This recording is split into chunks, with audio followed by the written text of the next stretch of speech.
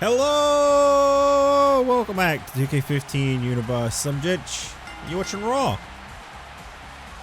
The following contest is scheduled for one fall. Making his way to the ring from Marietta, Georgia, weighing 225 pounds, Cody Rhodes. We're kicking things off with Cody Rhodes and his shifty eyes. And Payback is this Sunday. Coming your way this Sunday from the Raw brand, you can expect to see Randy Orton and Sheamus for the United States Championship. The Brothers of Destruction against the Usos for the World Tag Team Championship. And a World Heavyweight Championship matchup currently set between Edge and Triple H. May also feature CM Punk if he can finally pull off a victory tonight.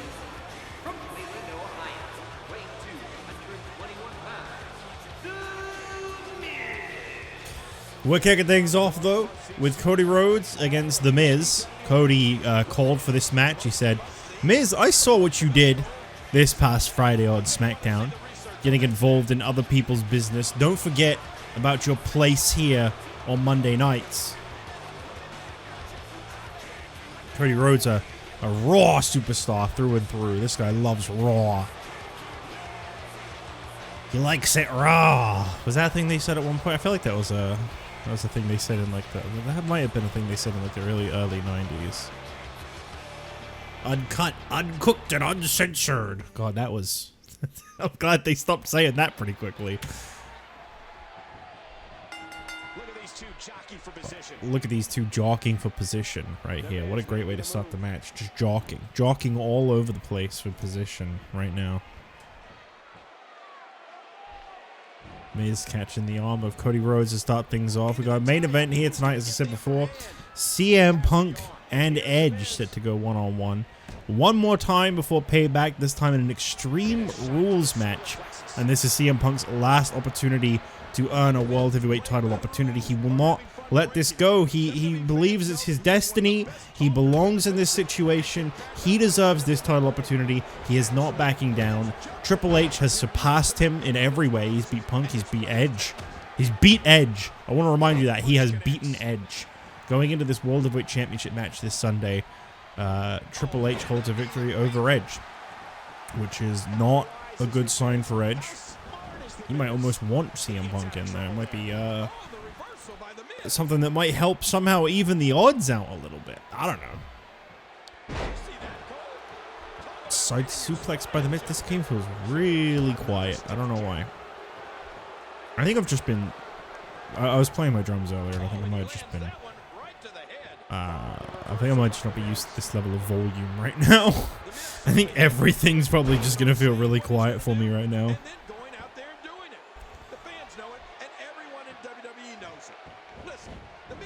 I'll tell you what, as much as I'm looking forward to Payback, I can't wait for what comes after Payback, because I believe the next big event after Payback is Money in the Bank. You know, I gotta say, actually, for as old as some of the stuff last season is and feels, the previous season's Money in the Bank doesn't feel that old to me still. That was, oh, who won that Money in the Bank? Oh, that was the one that Cesaro won. And then lost the briefcase, and Jericho won. Cesaro and Jericho were the Money in the Bank winners, and they lost the briefcases in a unification match to Randy Orton, who then went on to become WWE champion over the Rock. Yeah, that all doesn't feel that long ago. I'm gonna have to, like, have a little, like, look on the side here and see how long ago that upload was, because that doesn't feel long ago. I do feel like I've been... Maybe I'm giving myself too much credit here, but I do feel like I've been getting through this season a little faster. Obviously, it's a bit rich for me to be saying that right now, because I'm very aware that the day this video is going up, it's gonna have been like a week or so since the last episode. But I still feel like there was like several occasions where sorry, the back check just went to walk all over my keyboard. I feel like there's been several occasions where in the past season I stopped for several months. I mean, obviously I was going through a lot of like life changes and stuff. whenever that was, last year. Yeah, I don't feel like it's been that long. I just need to find when Money in the Bank was uploaded. Let me have a look here. I'm not trying to like give myself too much credit for being fast here, because I say I definitely could have been doing these episodes quicker than I have been. There's definitely been some big downtime periods in this season as well.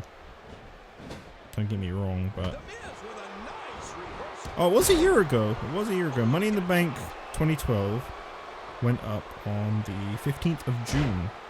So it was a year and a month ago. Oh, okay. Doesn't actually feel like it.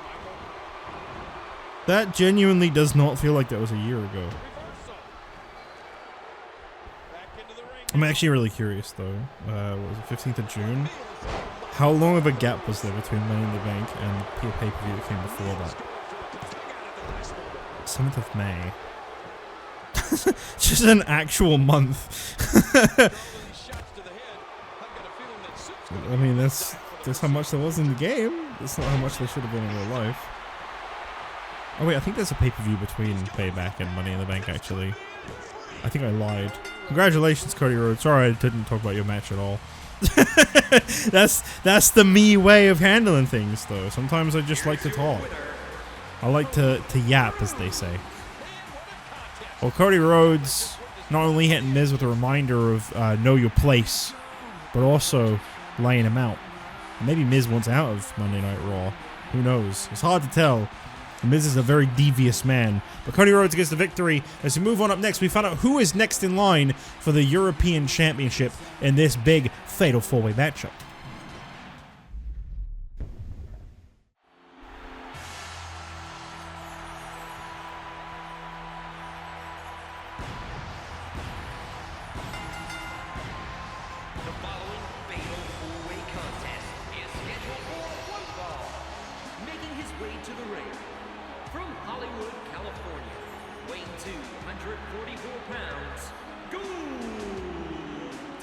I know I said this before, but I really understand why they use Goldust for a lot of the promo materials for 2K15 to like show off the graphics, because he definitely shows off how big of a visual improvement this gen switch was.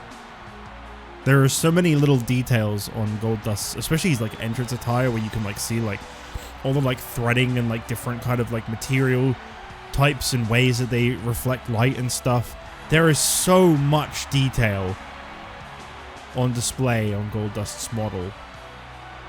Even the texturing on his face paint looking different to like, you know, regular skin / other like textures in the game. Yeah, I get it. I know they weren't really pushing Goldust too much when this game came out, but I get why they used him in a lot of the promo pictures.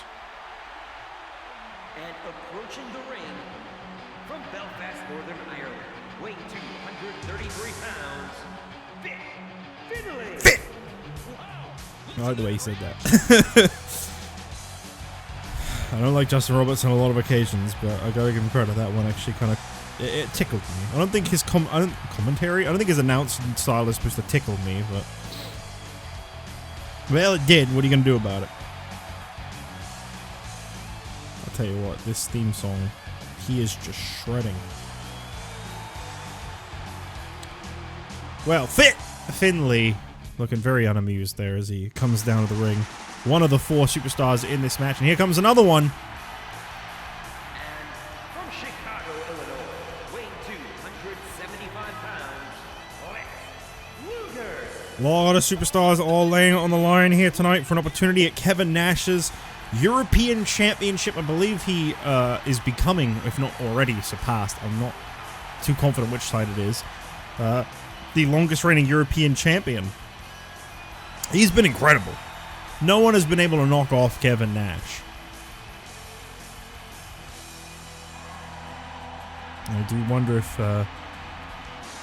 perhaps bigger things are in the future for Kevin Nash once the European Championship reign of his is over. But obviously, the bigger question there is, who is going to be able to stop Kevin Nash?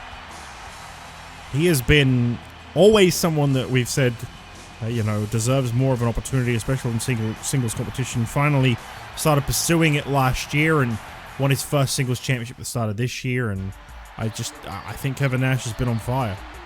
And here comes the final entrant in this 4-way matchup. And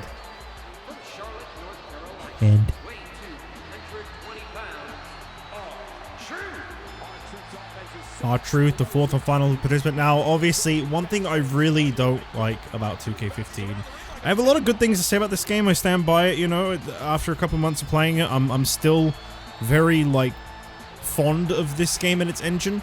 But one thing that obviously is a downfall for this game, I have to admit it, is there's no match creator in this game. So I can't do Fatal 4-Ways the traditional way I do them in this series, where they're elimination style. That is not an option in this. They do not have any kind of like elimination 4-way matchup. So this is first fall to the finish. This is going to get very hectic. This is not falls count anywhere as well, which has got me very nervous about how long this is going to take. But we'll see. We'll see.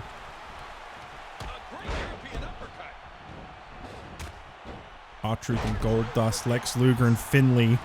Two matches to start things off going on in that ring right now. An opportunity at Kevin Nash's European Championship on the line. I believe Lex Luger's already got a taste of what European Champion Kevin Nash is like. I believe that was, I want to say that was Luger's first opponent. Is that right? Maybe it was Warrior, actually. It might have been Warrior. I don't remember. I know Luger came here to Raw, a few weeks back. This is his first match in a while here on Raw. That's the only thing I'm having a hard time with. I don't want to add more matches to the shows because I'll probably procrastinate doing them more if there's more matches. I think 5 is the happy balance for me to actually keep these going. I think if I added more matches, I just wouldn't want to do it as much because they'd take too long, especially every week. I'm probably going to have to change that down the line when the rosters get really huge, or maybe add a 4th brand. I don't know. We'll figure that out when we get there. Let's not worry about that right now. We got I think, like, at least, like, 2 or 3 more seasons before the rosters start getting, like, really, really big. I mean, the thing is, I might even just opt to not use certain people. There are a lot of people that, like, I don't want to break any hearts here, but there are certain people that I don't really think I'm going to want to use, like the Von Erichs and the Rock and Roll Express that are in, like, some of the later, well, not later games, but, you know, some of the games that are, like, later on than this. There's definitely going to be some, like, legends that I just don't want to use, because I don't really have an opinion of them, so I wouldn't know how to book them.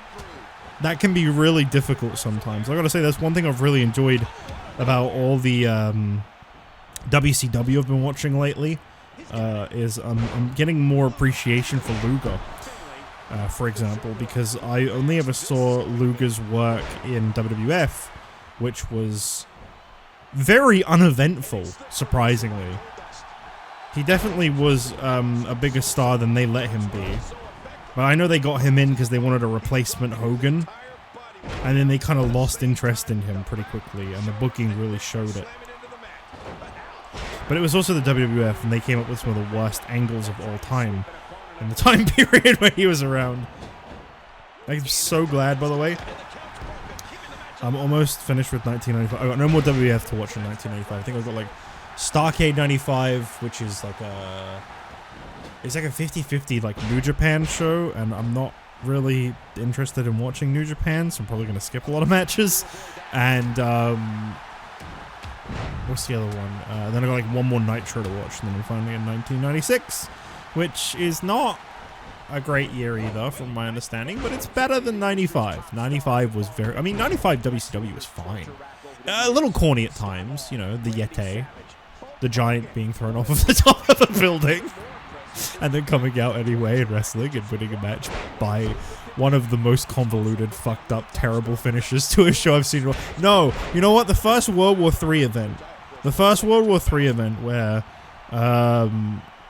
Randy Savage won the World Heavyweight title. Sorry for the spoilers for anyone who wanted to watch WCW in 1995, but the first World War III event, the finish to that has got to be one of the worst finishes. I hate Hulk Hogan.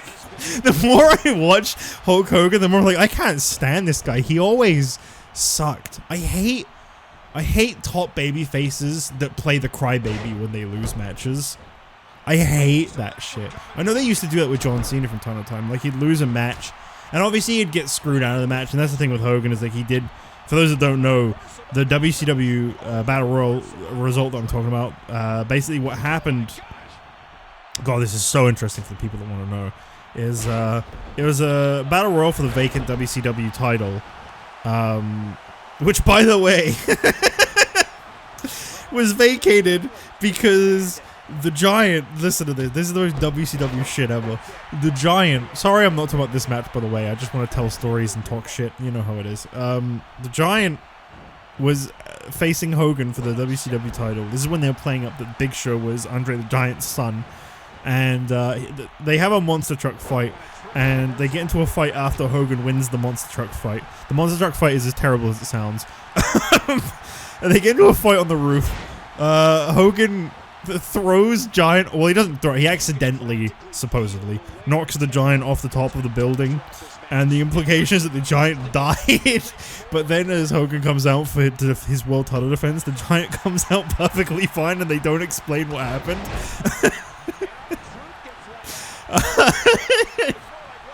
They had their match. I think Hogan goes to win at one point. Referee gets knocked down. They don't actually catch how the referee got knocked down. It turns out it was Jimmy Hart, who was Hogan's manager at the time. He turns heel on Hogan by hitting him with the belt. Hogan no-sells it, goes to beat up Jimmy Hart. Then the Giant saves Jimmy Hart. Lex Luger comes to ring. Kevin Sullivan comes to ring. Big, convoluted, overbooked mess. Match ends in disqualification. And then the Giant leaves with the championship.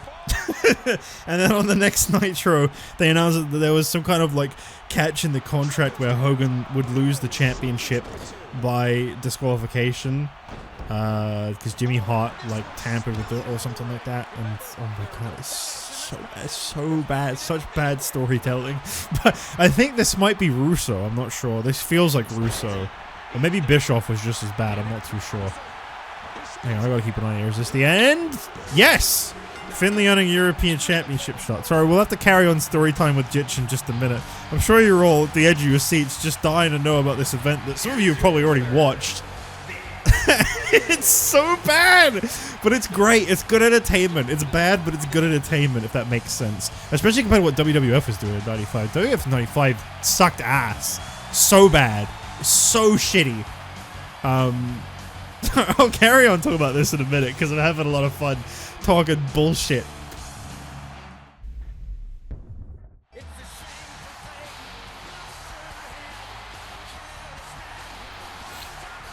The following contest is scheduled for one fall. Making his way to the ring from Dublin, Ireland, weighing 267 pounds, the Celtic Warrior, Sheamus. Yeah, Sheamus. Anyway, so as I was saying about the story, sorry, I'll try to wrap this up really quickly. So then they have a build to World War III where basically the title ended up getting vacated because of some lawyer bullshit. They have a battle royal.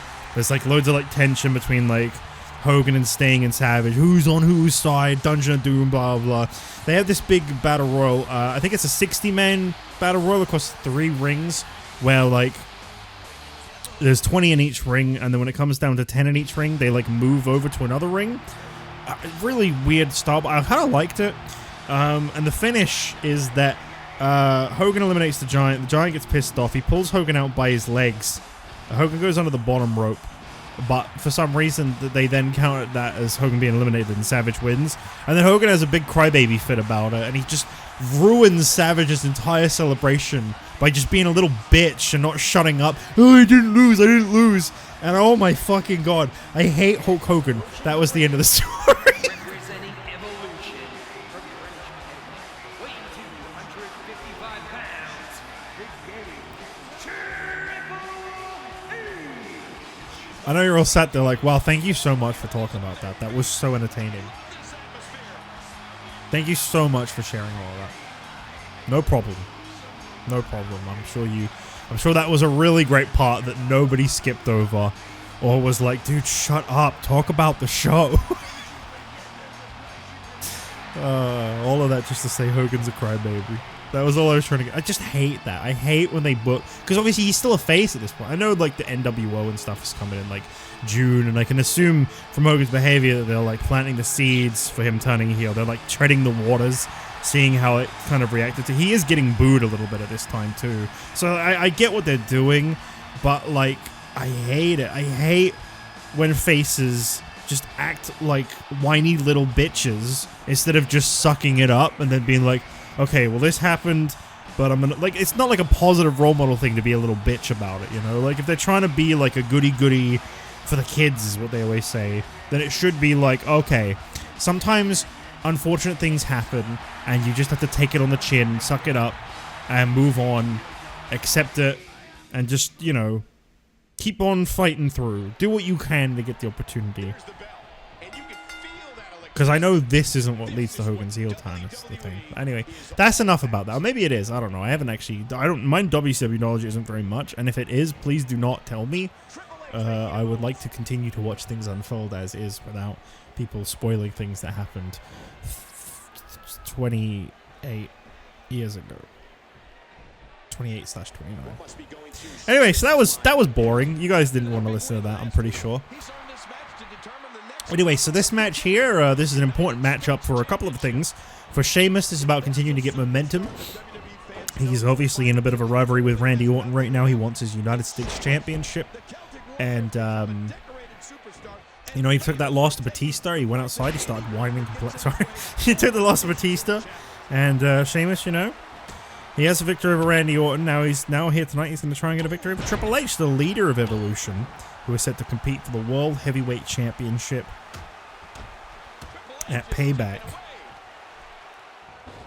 I'm going to have to check the calendar to see if Money in the Bank is next. I'm pretty sure it is, because this is the... What is this, the June event? This is the June event, I believe. Yeah, and Money in the Bank was always in July. And then SummerSlam in August. Yeah, so I'm pretty sure this is the build to Money in the Bank. After, sorry, not right now. I'm really off my game. Not right now, but like, you know, after Payback. So like starting next week will be the build to Money in the Bank.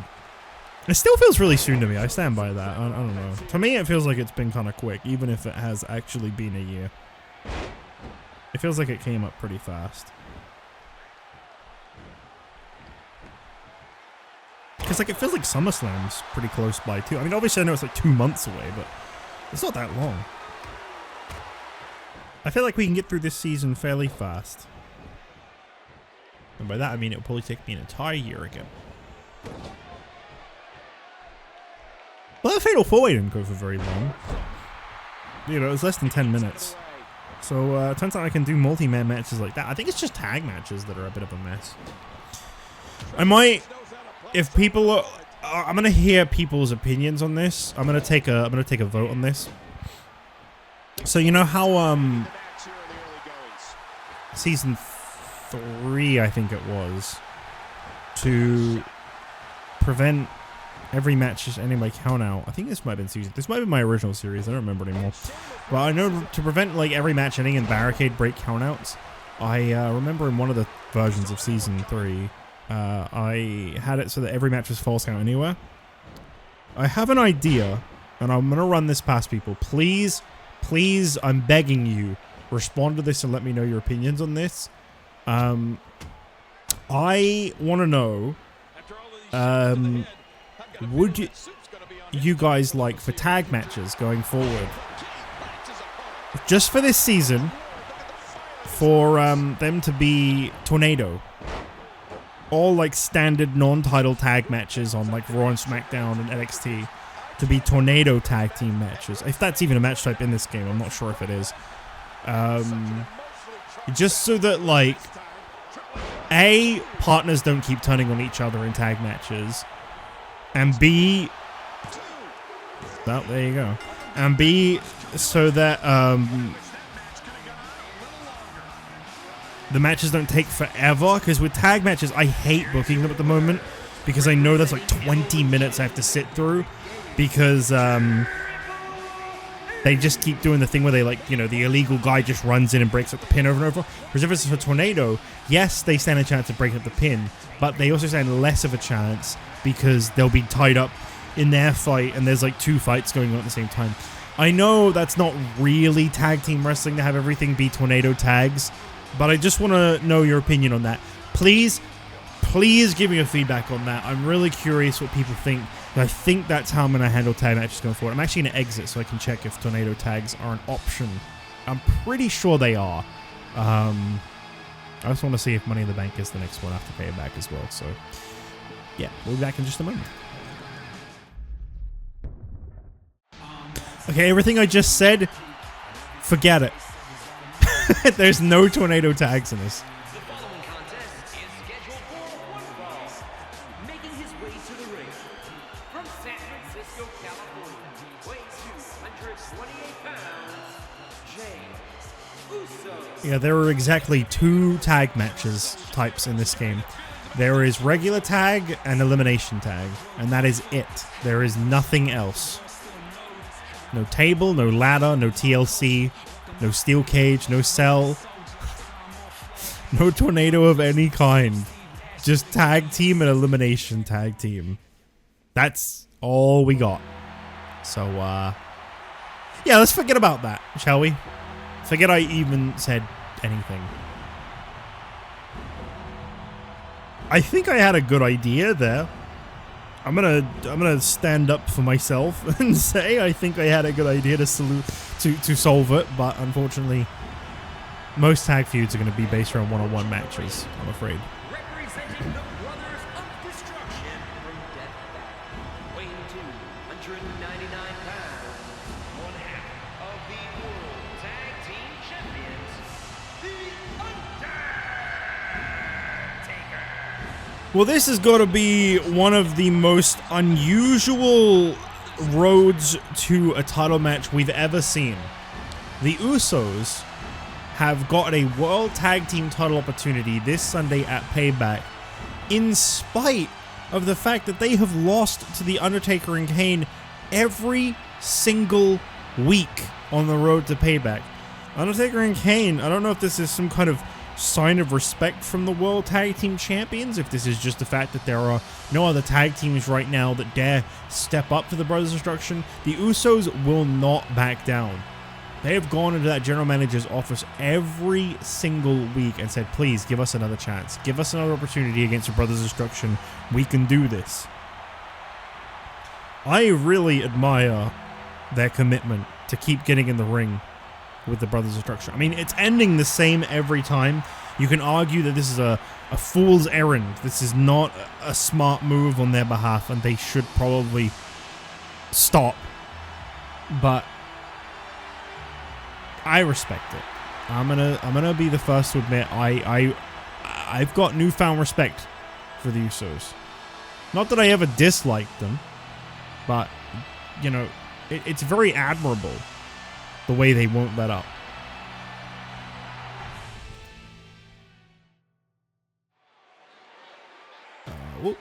Whoop. I can't see. Which Uso is this? Jey. I thought it was. I was pretty sure it was Jey. It's always Jey.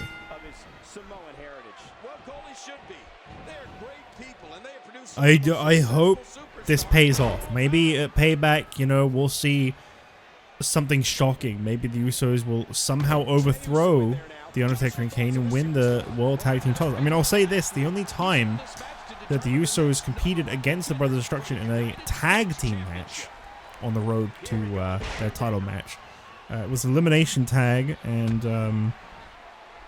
one of the Usos was eliminated by the 5 count. They did not manage to leave the ring by the count of 5 and were disqualified. And in a way, you know, they weren't both pinned or submitted by the Undertaker and Kane. So it's interesting. There's some interesting potential, I must say.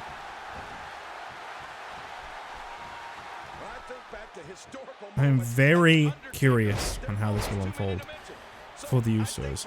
Here tonight the #1 priority right now for Jey Uso is finally pick up that win over The Undertaker. Show them what you're made of.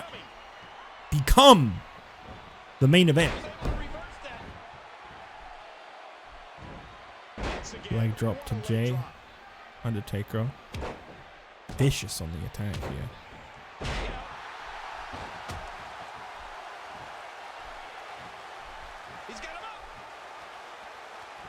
I hope this one will unfold a little better for Jey Uso than recent weeks have, and maybe we'll see a tag title opportunity down the line for these guys.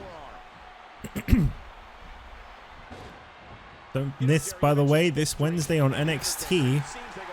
I wanna pre-warn you guys that this time next week, JBL might be back here on Monday nights. He has earned an EYS opportunity on NXT, and he's challenged the man that he blames as responsible for him being on NXT, Rick Rude. Challenged him directly, even as not the oh no. Oh, that is unfortunate. Not even his finishing move, the choke slam, getting the job done. Undertaker showing respect to Jey. I'm not surprised. I mean, honestly, that is a huge endorsement by The Undertaker. Shaking the hand of Jey Uso, but I can't say I blame him. These guys will not give up. And even The Undertaker has had to show some admiration for the way these guys won't back down. Well, maybe their fates will change at Payback, but right now the Brothers of Destruction seem pretty damn set on keeping those World Tag Team titles. You think you know?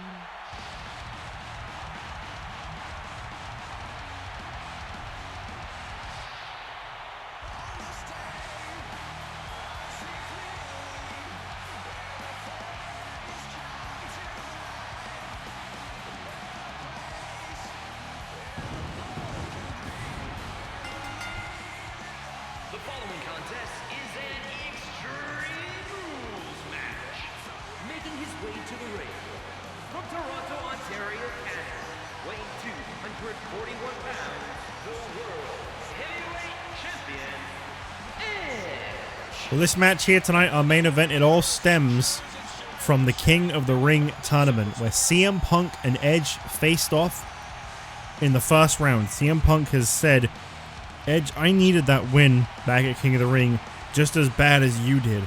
I needed that win at WrestleMania just as bad as you did. I need that World Heavyweight Championship so bad. I need my redemption.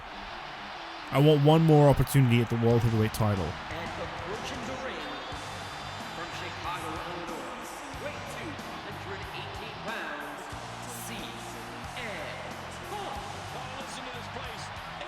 Well, here tonight, that is exactly what CM Punk's got. He's got an opportunity to show the world that he can beat Edge. Non-title, but, you know, Extreme Rules, one-on-one World Heavyweight Championship match. At one point, I think Punk was convinced this was going to be the match that took place at Payback, but it somehow wasn't. Didn't even come close to happening.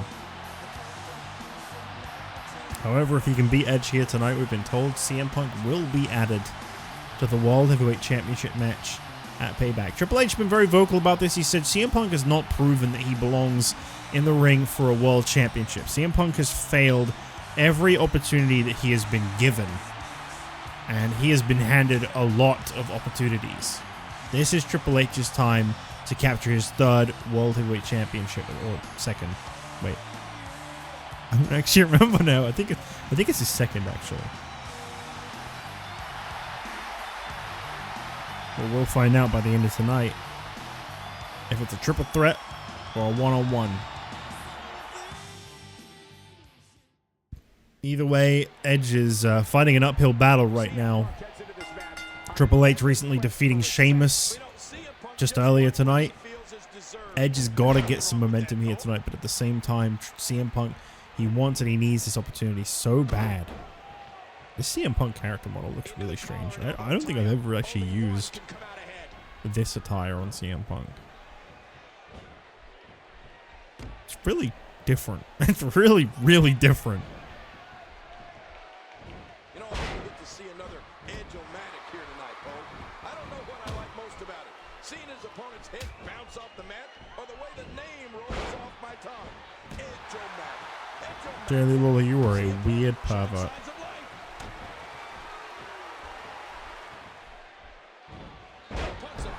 As a revolutionary statement, I just said that. I don't think anyone's ever called Jerry Lawler a pervert before. Edge hooks the arm, and now a suplex on the CM Punk. Payback this Sunday. This is the final match to take place on a Monday Night Raw before Payback. Huge World Heavyweight Championship match implications. A loss Edge cannot afford, but just as equally a loss CM Punk can afford. It really is just like the last time these two faced off.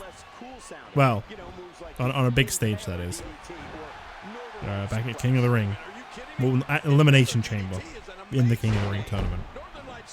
We don't have an event called King of the Ring. Yeah, I gotta say, I hope Rick Rude can shut down JBL and prevent him from returning to Monday nights, because that guy had such a reign of terror here on Mondays. And he thinks he's going to be able to just step in here and get right back to the top. And as much as I'd like him to get that rude awakening, no pun intended,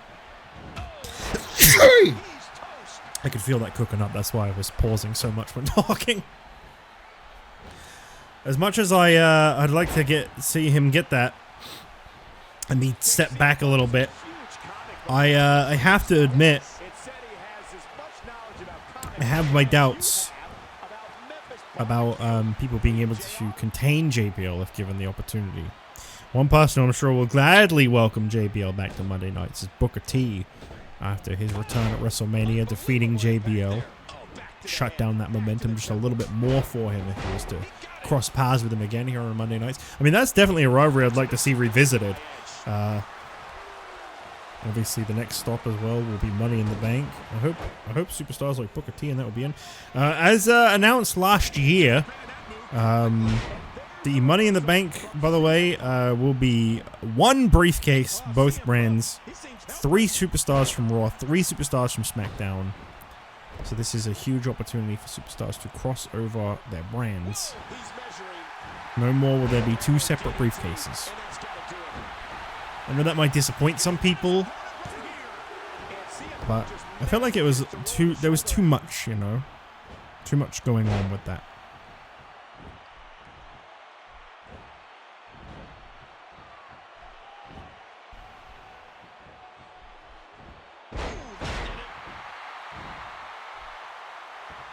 It's finding a path of destruction currently. And there's the reversal. Exchange between these two. Flapjack. These two seem pretty evenly matched right now. But Edge, I'll tell you, Edge is... Edge calling for... Oh my god, Edge! No, come on now. Edge going for a GTS. It seemed. CM Punk able to reverse it, though. I think Punk's about to say, I'll show you how it's done. Remember, this is an Extreme Rules match. They don't seem to be utilizing that. Maybe they forgot. Go to sleep. The knee straight to the World Heavyweight Champion. World title opportunity is at stake here. No rope breaks. Edge pinned by CM Punk, and just 6 days before Payback, this guy gets a World Heavyweight title opportunity. That is huge. Well, CM Punk said it was his destiny. He said this was what he needed. You've got the opportunity. Triple threat at Payback. Don't squander it. CM Punk with a huge win here tonight, and 2 rough losses for Edge. First losing to Triple H, now CM Punk. The road to Payback not looking too promising for the World Heavyweight Champion, but we'll see what happens this Sunday when the world title is on the line in one huge triple threat match. I'll see you on NXT before then.